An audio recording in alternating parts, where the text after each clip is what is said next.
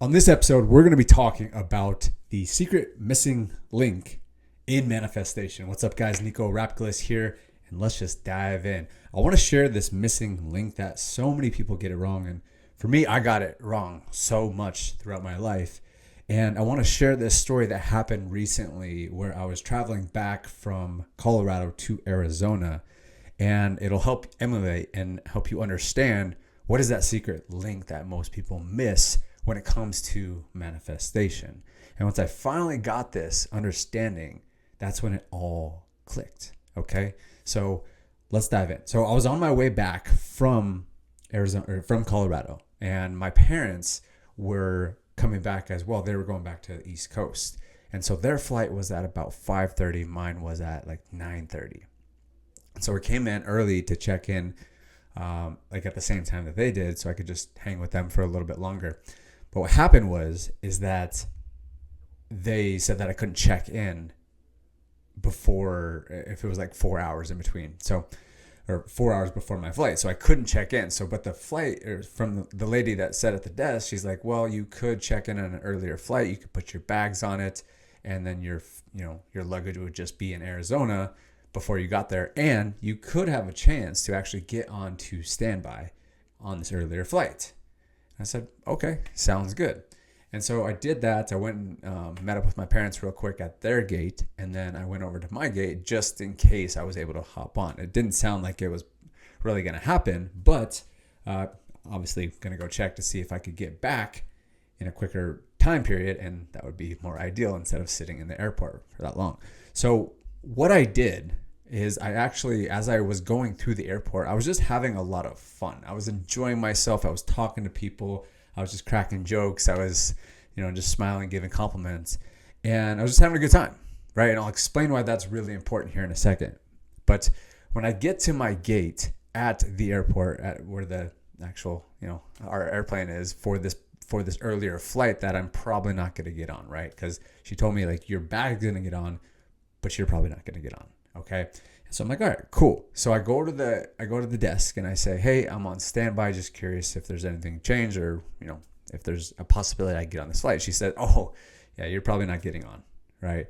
The flight is just about full and you got 12 people ahead of you. I was like, all right, no big deal. I'm just having a good time. I wasn't even supposed to be on this flight, right? And so I start talking to a couple other passengers that are on this flight in terms of standby that are trying to get on this flight. And so I'm talking with them and they're like, oh my gosh, I've been here since 10 a.m. and I better get on this flight. And I was like, yeah, who knows? Well, like, maybe we'll get on.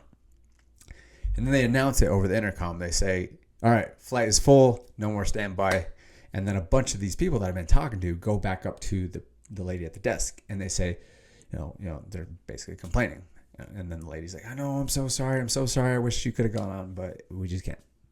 And so I go up to the flight, and then there's another flight in between this flight and then the next flight, or between my next 9:30 flight that I was initially scheduled for. So I just went up there to talk to her and say, hey, do I need another ticket in order to be on standby for the next one? It's a 7:30 flight. And she said, she was about to answer me, and then all of a sudden a phone rings. She picks it up, and she's like, really? Are you sure?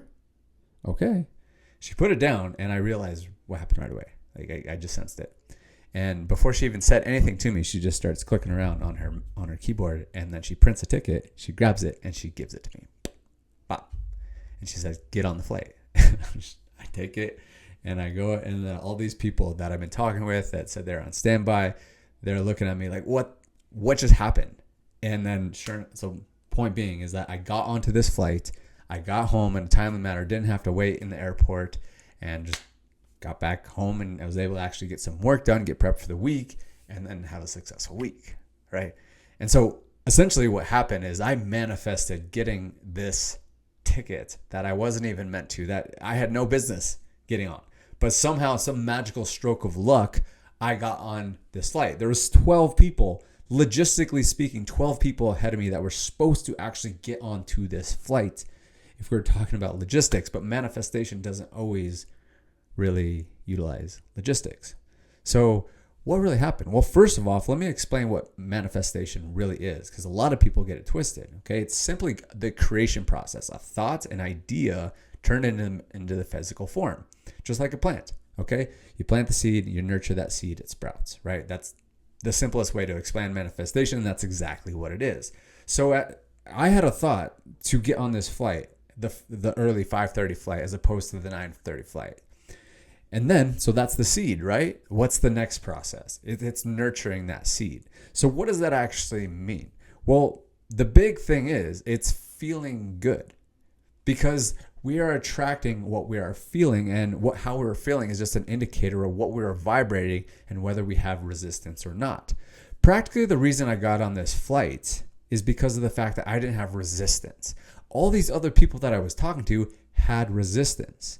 So a good way to know if you have resistance or not is how you feel. And one of the best ways to lose resistance and stay present to the moment is simply having fun. And that's what I want to come across to you and share with you here on today's episode, is that it's all about having fun and feeling good. Because of the fact that I felt good and I was having fun, I was through the airport, somehow, some way, again, manifestation is not logical, it just happens. I was gifted the ticket because it's such divine timing. I came up at the perfect time. Otherwise she would announce on the intercom, or she would have called the first person that was available that was actually on the list, and they would have actually got it because they were meant to. But manifestation doesn't necessarily play by the rules. It plays by the rules if you are playing by the manifestation rules, which is knowing what you want, being clear on what you want, nurturing that with good emotions, and then just taking inspired action, which is what I did. I took inspired action, went and talked to the person, just did things that I was inspired and having fun with. Okay? So that's really the key with manifestation, is getting clear on what you want and deciding on what you want and saying, this is what I actually want. And then from there, it's just about having fun, letting that go, right? So many people, and myself included, for so long, and I always get to remind myself of this, but not hold on tight. When I first realized the power of manifestation, it was actually when I read a book, The Secret, when I was 18. And basically, there was an exercise in that book that said, imagine just finding money, finding $1, and just seeing that in your mind, and then seeing your mind consistently, and eventually it's going to happen. And that's exactly what I did. And that's why I was so bought in on this whole idea of manifestation, because I didn't have resistance towards finding $1. Right? And that's why a lot of times it's easier to manifest the smaller things, because we don't have resistance to it. The moment we put up resistance and we're like, oh, that won't work, the universe is like, okay, sure thing. We'll hand it to someone else. But I went to the mall one day when I was 18 with some friends at a hat store, and I was like, hey, found $1 on the ground. It was actually like a $5 bill, and that's what solidified for me. And then I started applying it to my baseball career, where I imagined seeing myself hitting 7 home runs off the 7 of the scoreboard on the first pitch of the last inning. And then I used it to, manifest $100 million client. It just keeps on going. And that's why we've actually developed the Vision Espresso. If you guys are not familiar with this, you definitely want to be. We just released it and announced it and launched it not too long ago. And it's a powerful, let's say it powerful one more time, powerful tool that essentially helps you get very clear on what you want. And all it takes is 5 questions. You go through our process. It's very simple. 5 simple questions. You answer them audibly. And then all you do from there is just wait a couple days. We'll get it back to you. And it's a custom audio from your future self based on your vision, as if it's already all happened. And the best part is that it's in your voice. It's a really cool process. We've been developing this for years.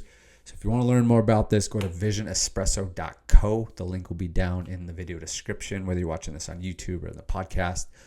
But that's really what I wanted to share with you here on this video, is that secret link, that missing link that most people don't have when manifesting. Maybe they set goals and they're cleared on it, and maybe they're not.